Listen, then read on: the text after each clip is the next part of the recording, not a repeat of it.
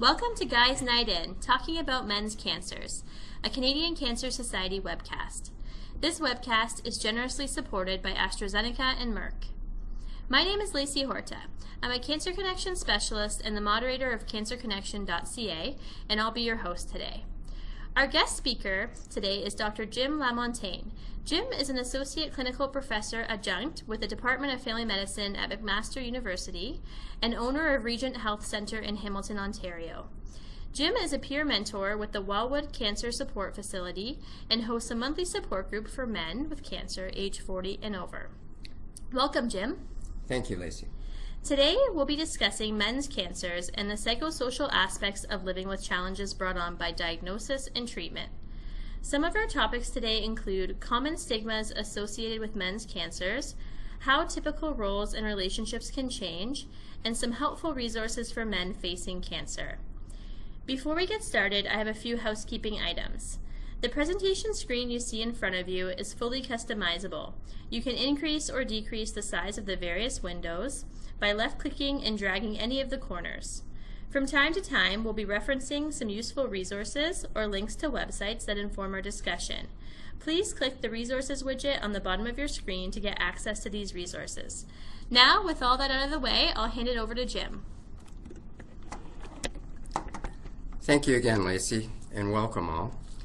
I have the privilege today to talk to you about what I think is a very unique and very successful program offered at Wellwood Cancer Support in Hamilton.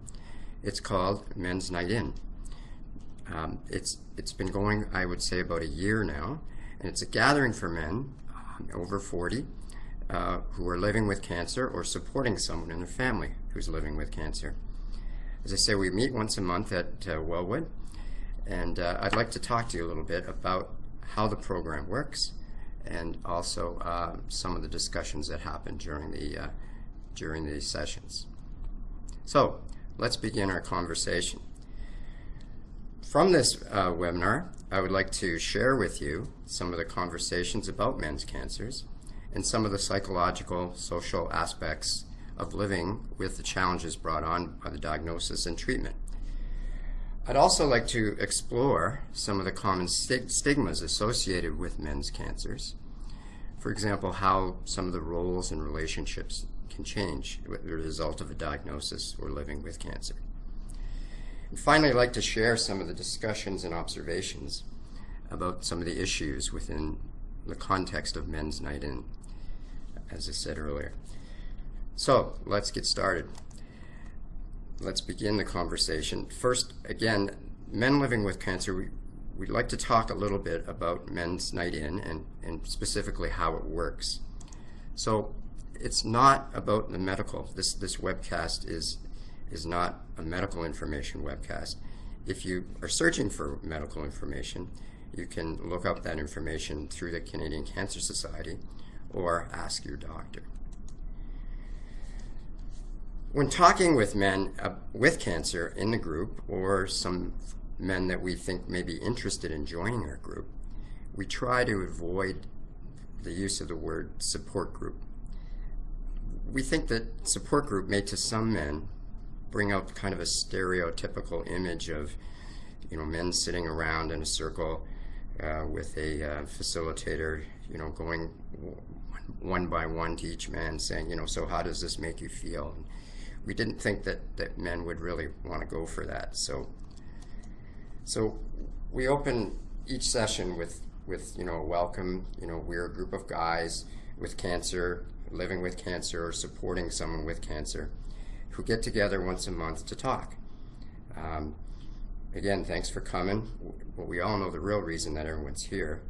It's really about the food, and that gets a jump out of most of the guys. We actually thought of titling this webinar, "It's All About the Food," but we didn't want to confuse our listeners to thinking that it was a helpful food webinar to get information about diets and things for their cancer. So we talk at the start about, we go over some of the ground rules, such as assuring the group that it's a safe place and nothing discussed in the group goes beyond this room. I think that's important for men to know that. They can tend to open up. we also say that, you can choose to participate or not. Some guys come every month and be coming every month for a year and have never really said a thing, but they are obviously getting something out of the sessions. So there's no pressure in that regard. We're from all walks of life. We try not to judge. And we also tell the guys at the beginning that there's really no agenda. The group decides where the conversation goes. Our common bond is living with cancer, but we're guys. And sometimes the conversations go elsewhere. Did you hear about the new golf course that just opened? Or how did the Blue Jays do last night? Or some other current events in the world.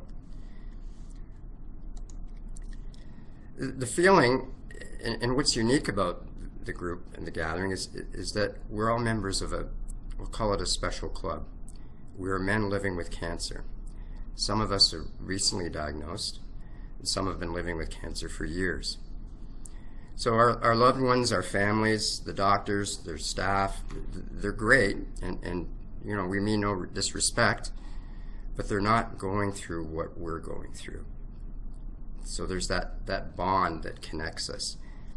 Nobody, the feeling that nobody gets or understands what it's like to live with a cancer diagnosis. Another thing that's come up is we don't say my cancer, as in, before my cancer diagnosis. We don't want to own the cancer. We say the bleep, bleep, bleep, bleep cancer usually. And this often comes up with new guys that are just coming to the group for the first time. They'll want to share some of the details of their diagnosis, and they'll say, I recently had a CAT scan, for example, and my oncologist said that my cancer has shrunk by 20 degrees. And guys will stop them in mid-sentence and say, hey, it's not my cancer, don't own it, it's the cancer. So it's a funny little nuance that the guys have picked up on. And I think with some guys, especially some of the new guys coming into the group, there's this fear that the cancer diagnosis brings about. It used to be when you heard the word cancer, and for some still, when you hear that word, it's like a death sentence to some. So when the guys come and they see some of the fellows that have been living with cancer for 10, 15, 20 years, it comforts them to see that there is hope and there is support for these guys. So let's talk about some of the common stigmas that are associated with men's cancers, and for example, how typical roles and relationships, how they can change as a result of a diagnosis of cancer. So as I said earlier, our men's night-in group is for men over age of 40. So typically these guys, not always, but typically they've had established careers by this stage of their life. They have life partners, families of their own, and they may own their own home. The stigmas attached to changes in the, sort of these typical man roles can be very frustrating for some of these guys. Suddenly they're not able to go to work or provide in the same way as they were prior to their diagnosis.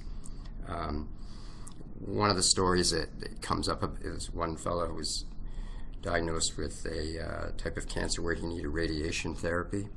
He needed 37 treatments, and he was told that he can continue to work as long as he could, as long as he felt that he was able to work. So for the first 25, 26 treatments, he was fine. He would go to work in the morning, check into his schedule at lunchtime, have his radiation therapy, and go back and finish his afternoon. He said this was a breeze, no problem.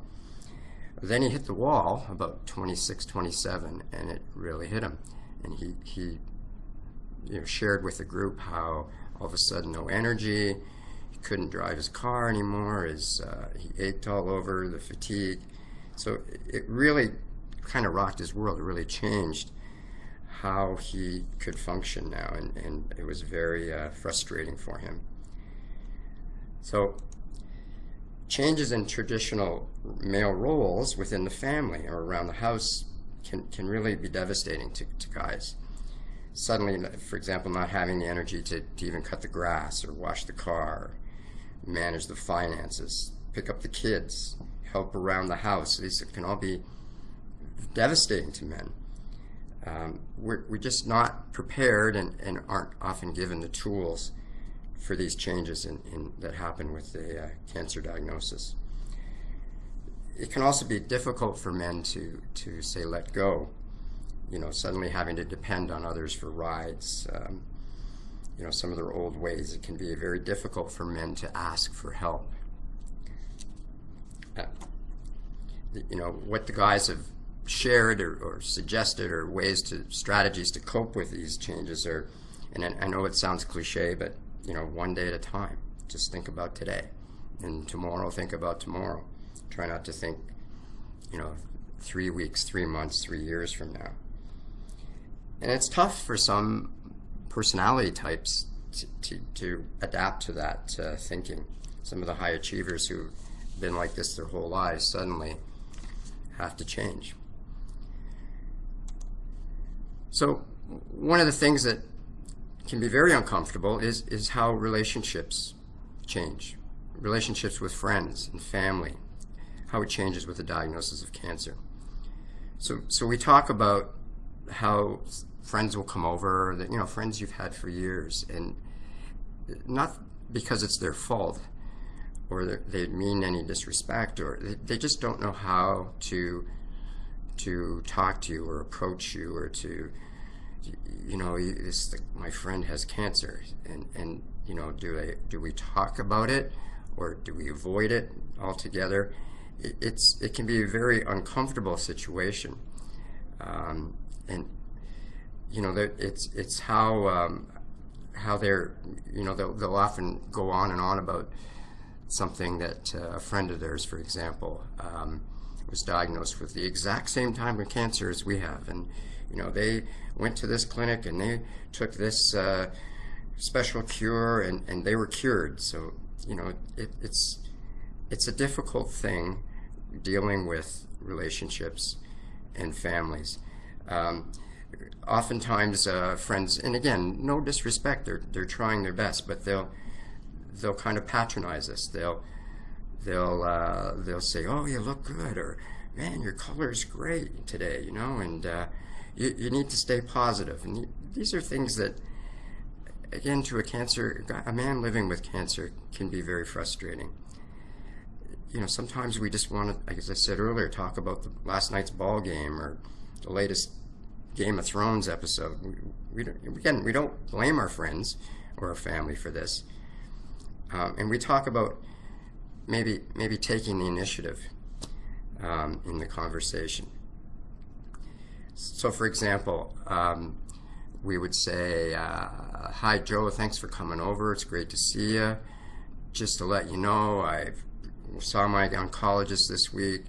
I had this test. I'm doing great. Next test is in 6 weeks, and everything's cool. So let's talk about the ball game, or let's talk about something that other than cancer." So it's up to the guys, and again, that's difficult for some of us to sort of take that initiative and lead with our friends. But I think it makes our friends and our family more comfortable if we can set the tone. Relationships with our partner or significant other will also change. Oftentimes, a cancer diagnosis will either bring us together closer or it can blow us apart. Our partners are our gatekeepers. They're the ones that often take the brunt of our frustrations. And just because they're there, that's the only reason. They screen our visitors. They tend to want to mother us. They will overprotect us at times. They want to offer their love and support, but often they don't know how. So again, we talk about how important communicating with our partners is. Again, not often a typical man trait. So the topic of intimacy comes up. Intimacy changes with a cancer diagnosis. Cancer treatments fatigue, loss of libido, the type of cancer, for example, prostate cancer, which a lot of our over 40 men suffer from. These can affect personal relationships. You know, we discussed that sexuality is important, and we don't want to just ignore it. So I think, again, we talk about how it's important to take the initiative. You know, talk to our partner. There's lots of help out there. Healthcare providers can help. The men will share some of the, I'll call them technologies that has come about for things like erectile dysfunction, things like that is available now. So there is help, and again, I think it's important that men address intimacy in some way. Relationships with our children can be difficult. We all our lives wanted to be hero dad to our kids. We don't want to show any signs of weakness in front of our children or let our guards down in front of our kids. We don't want our kids to worry about what the future will hold for their dad, or we don't want them to feel sad. So we kind of shelter them. And again, depending on the age of the children, it's important to have, let's call it an age-appropriate discussions with our kids. So not hide our cancer, but be frank with our kids and discuss in front of them. Again, not an easy thing for guys. So guys will share in these discussions the way they talk to their kids, the way they talk to their partners, and the way they talk to their friends. So some of the healthy discussions that we have.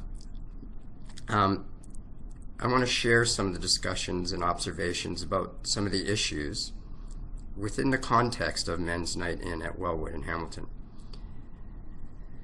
Again, it's been an honor for me and a privilege to co-facilitate and to be able to listen and to observe how these men support each other and share information and some of their personal experiences with each other each and every month. So the discussions usually begin with an update on, how everyone's doing. It's good to see you back. How's things been? Have there been any changes in health since last meeting, good or bad? And again, guys can share, contribute, or not. Are there any new treatment protocols coming up? Anything that you want to share? Any changes in family, in job, or your home situation? New guys are always welcomed. I think a lot of times new guys are kind of, we say, deer in a headlight kind of guys when they show up. They're not sure what it's about. They have this fear. They have lots of questions, but they're not sure if they're in the right place, and don't know some of the guys. So it can be a very anxiety-producing time for the first time. So guys actually will go, the older guys will go out of their way to welcome some of the new guys that come in. So a lot of the discussions, as I said, we're about listening. As I said, how are things going? How are protocols going? How's job? How's family? A lot of discussions often center around, believe it or not, different chemo treatments. For example, when was your last chemo? Did you have this chemo? I had this chemo. I have the same kind of cancer. Why do you have a different one? Did you have these side effects? How long were you on the chemo? And here's what I experienced. Here was the side effects. Again, guys sharing their experiences and their information with guys that are going through it or have gone through it. And I think it's very reassuring to talk to guys like that. Radiation therapy. How many did you have? Did it hurt? Did you have any? Do you have a tattoo where the radiation therapy was? Any side effects, radiation sickness, things like these come up. Topics like that. Surgery. Did you have this kind of surgery? There was recently in Hamilton in the news an article for prostate surgery about robotics and the use of robotic surgery in prostate surgery. And there was an article about how the government was thinking of not funding robotic surgery and going back to traditional surgery. So again, because we have a lot of prostate cancer men, this topic came up at that time, and we talked about how supportive of the robotic surgery. Some of the guys had it and some of the guys hadn't, and they were going back and forth about the robotic surgery versus the traditional surgery. Biopsies, things like this. I had a biopsy. Did you have that one? Did it hurt? Did they freeze it? Did you take the sedative or not? How long did you have to lie down after the biopsy? And how long did it take before you got results? All these sort of things that often we don't get from the doctor, not because they don't want to share with us, but just they don't have time, or we forget to ask, or again, this common bond that's bringing us together. We can talk about these things. Back to chemo. There's often discussions about the expense of chemotherapy and how the whole clinical trial process works.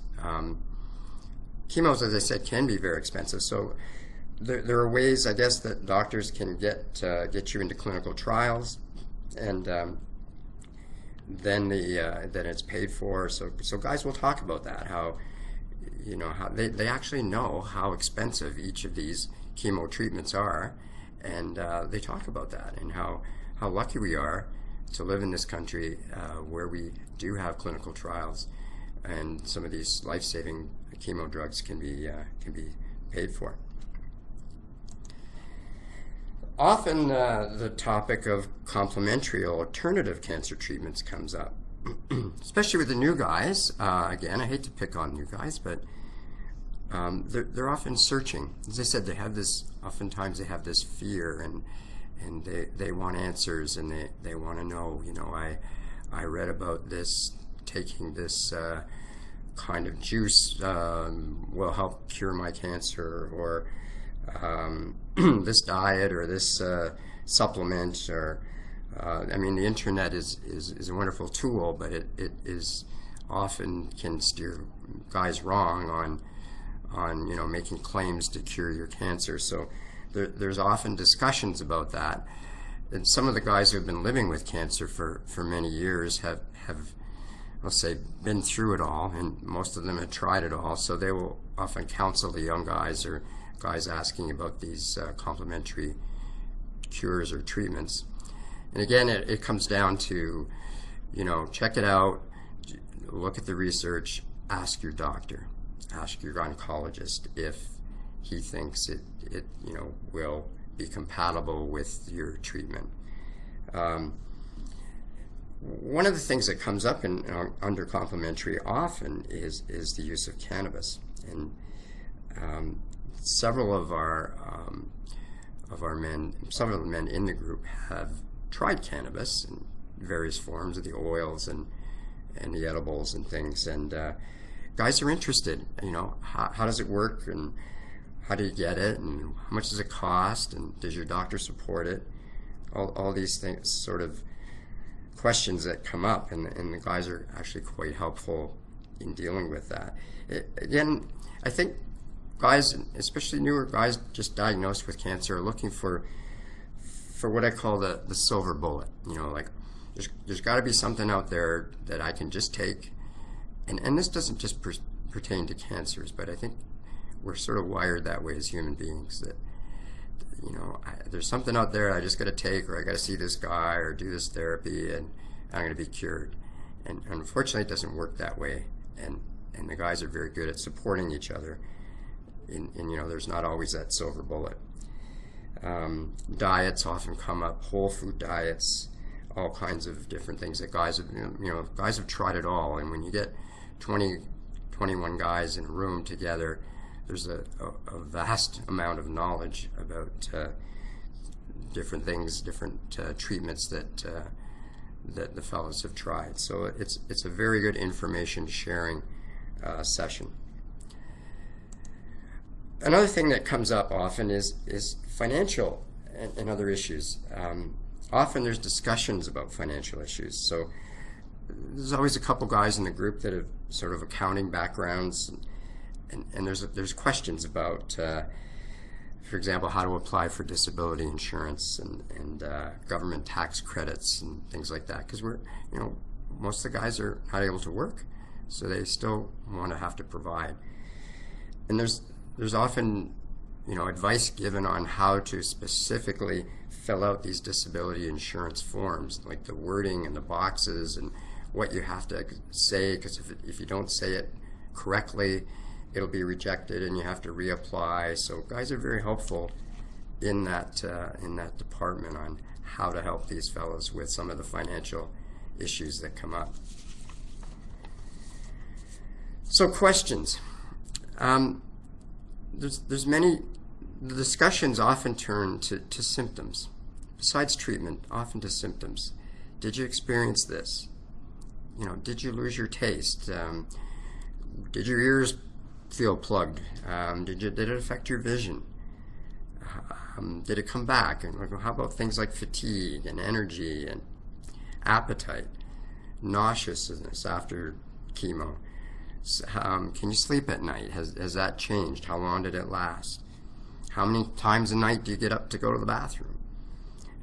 Guys just want to know if what they're going through is normal. And other guys that have had the same or similar cancers can help share with them these things. So, I just want to, I guess, say that for guys, as the group grows and evolves, as a group we realize that we're not alone in a cancer diagnosis or living with cancer. There's other men facing the same issues, the same challenges that we face. We can laugh together, we cry together, we support each other, we share information with each other.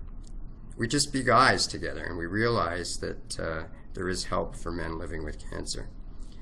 Many of the guys have sort of expanded beyond the group, and with social media now, they've exchanged addresses and information, and it's kind of morphed into some friendships.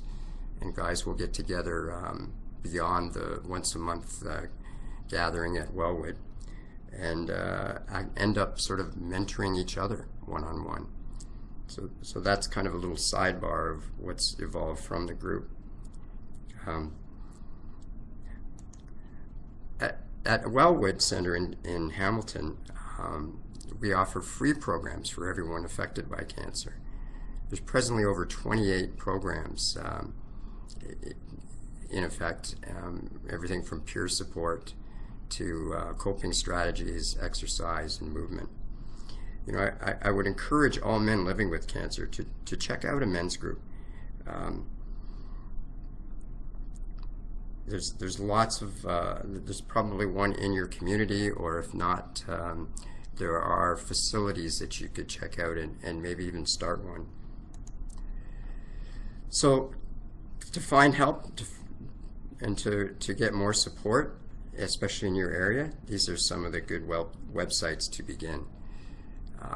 Cancer.ca, Wellwood, Wellspring, prostate cancer, testicular cancer.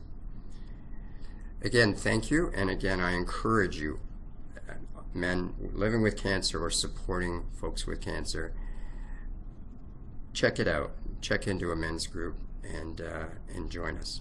Thank you, Lacey. Thank you so much, Jim, and thank you everyone who's watching at home. I hope you've all enjoyed this webcast as much as I did. If you're not already a member of our Cancer Connection online community, I invite you to join us. Our community is a great place to connect with others, discuss your personal journey, and discuss topics of interest like the information that we shared in today's webcast. Have you missed one of our previous webcasts? We invite you to view our complete online library of webcasts at CancerConnection.ca by clicking the Webcast tab. Lastly, please take a moment to fill out our satisfaction survey. Your feedback assists us with the development of future webcasts. Stay tuned to CancerConnection.ca for information on our next webcast, and enjoy the rest of your day.